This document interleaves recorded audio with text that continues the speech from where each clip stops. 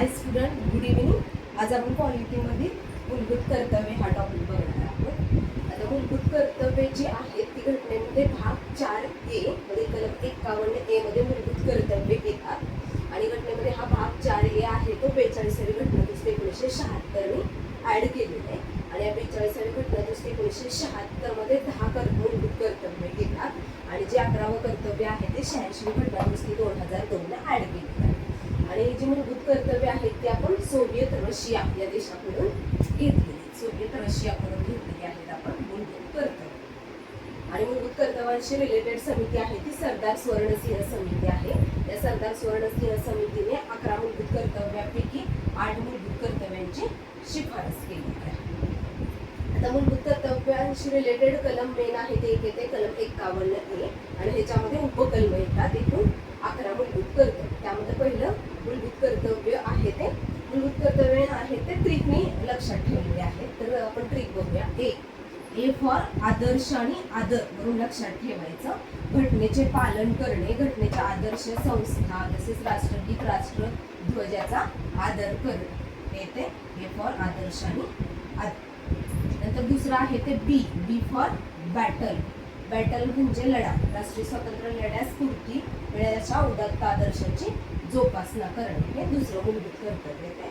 Then C for सार्वभौमत्व, आपल्या देशाचं सार्वभौमत्व उन्नत ठेवण्याशी रिलेटेड येते तिसरं मूलभूत कर्तव्य. चौथं आहे ते डी फॉर डिफेन्स. डिफेन्स म्हणजे संरक्षण, आपल्या देशाचे संरक्षण करणे आणि आव्हान केले जाईल तेव्हा कृती करणे हे येते ते चौथं मूलभूत कर्तव्य आहे.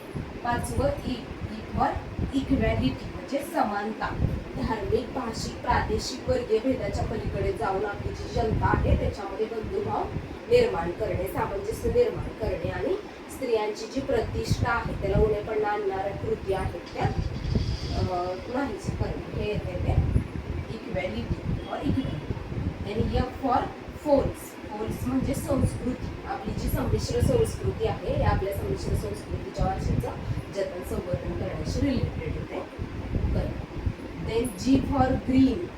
ग्रीन म्हणजे पर्यावरण आपलं कसं असतं, ग्रीन कलरचं असतं, त्याच्यावर लक्षात ठेवायचं. वने, सरोवरे, जीवसृष्टी, आपलं जे नैसर्गिक पर्यावरण आहे त्याचं रक्षण करणे आणि पर्यावरणातील जे प्राणी मात्र वगैरे आहेत त्यांच्याबद्दल दयाबुद्धी बाळगणे त्याच्यामध्ये येते. Then H for humanity. Humanity म्हणजे मानवतावाद, विज्ञानिष्ठ दृष्टिकोन, मानवतावाद, शोधक बुद्धीचा विकास करण्याशी रिलेटेड आहे. Then I for income. Income म्हणजे मालमत्ता, सार्वजनिक मालमत्तेचे रक्षण करणे. देन जे फॉर चिना म्हणजे आपलं राष्ट्र आहे ते सतत उपक्रम सिद्धी यांच्या चढत्या श्रेणी गाठत जाईल अशी उत्तमता संपादन करण्याशी रिलेटेड जे फॉर चिना. Then K for knowledge. Knowledge म्हणजे शिक्षण, म्हणजे जे पालक आहेत त्यांनी आपल्या अपत्याला जे 6 ते 14 वर्ष वयोगटातील त्यांना शिक्षणाची संधी उपलब्ध करून देणे आणि हे 11वं कलम आहे ते 86 घटना दुरुस्ती 2002 ने ऍड केलेले आहे आणि पहिली जी 10 कलम आहेत ते 42 घटना दुरुस्ती 1976 ला ऍड केलेले आहे. म्हणजे हे असे ट्रिकने आपण लक्षात ठेवू शकतो मूलभूत कर्तव्य. पहिला आहे ए फॉर आदर्श आदर, घटनेचे पालन करणे, तिच्या आदर्श संस्था तसेच राष्ट्रध्वज राष्ट्रगीताचा आदर करणे. बी फॉर बॅटल म्हणजे राष्ट्रीय स्वातंत्र्य लढ्यास स्फूर्ती मिळण्याच्या उदात्त आदर्शाची जोपासना करणे. सी फॉर सार्वभौमत्व, आपल्या देशाचे सार्वभौमत्व जोपासणे. डी फॉर डिफेन्स म्हणजे आपल्या संरक्षण, देशाचे संरक्षण करणे.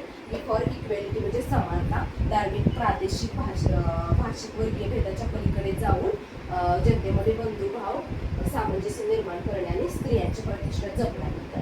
एफ फॉर फोर्स म्हणजे संस्कृती, आपल्या संमिश्र संस्कृती वारशाचं जतन करणे. जी फॉर ग्रीन म्हणजे पर्यावरण आपलं ग्रीन असतं त्यावर लक्षात ठेवायचं. वने, सरोवरे, जीवसृष्टी, नैसर्गिक पर्यावरणाचं रक्षण करणे आणि प्राणी मात्राबद्दल दयाबुद्धी बाळगणे. एच फॉर ह्युमॅनिटी म्हणजे मानवता, विज्ञानिष्ठ दृष्टिकोन, मानवतावाद, शोधक बुद्धी यांचा विकास करणे. देन आय फॉर इन्कम म्हणजे मालमत्ता, आपल्या सार्वजनिक मालमत्तेचं रक्षण करणे. जे फॉर चिना म्हणजे राष्ट्र सतत उपक्रम सिद्धी यांच्या चढत्या श्रेणी गाठत जाईल अशी उत्तमता संपादन करणे. के फॉर नॉलेज म्हणजे ज्ञान, म्हणजे जे पालक आहे त्यांनी आपल्या अपत्याला जे 6 ते 14 वर्ष वयोगटातील आहे त्यांना शिक्षणाची संधी उपलब्ध करून देणे हे 86 2002 ला ऍड केलेले आहे. अशा रीतीने आपण मूलभूत कर्तव्य लक्षात ठेवू शकतो.